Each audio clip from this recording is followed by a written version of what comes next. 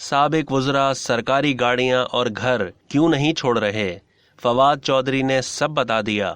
साबिक वज़ीर इत्तलात और पाकिस्तान तहरीक इंसाफ के रहनुमा फवाद चौधरी ने बता दिया कि पीटीआई के ओहदेदार सरकारी गाड़ियां और घर आखिर क्यों नहीं छोड़ रहे। साबिक वफाकी वज़ीर से सहाफ़ी ने सवाल किया कि पीटीआई ओहदेदार सरकारी गाड़ियां और घर छोड़ने को क्यों तैयार नहीं, जिसके जवाब में फवाद चौधरी ने कहा कि सरकारी गाड़ियां और घर चोरों के हवाले नहीं करना चाहते।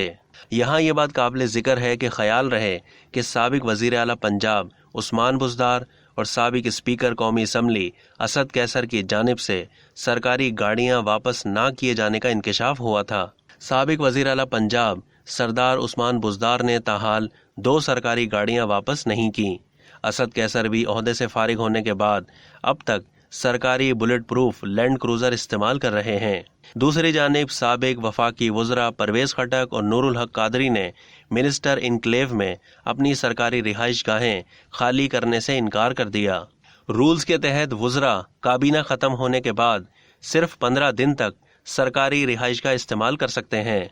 अब तक के लिए इतना ही। मज़ीद मालूमात के लिए डेली जंग के यूट्यूब चैनल को सब्सक्राइब करना ना भूलिए और फेसबुक के पेज को भी लाइक करना ना भूलिए।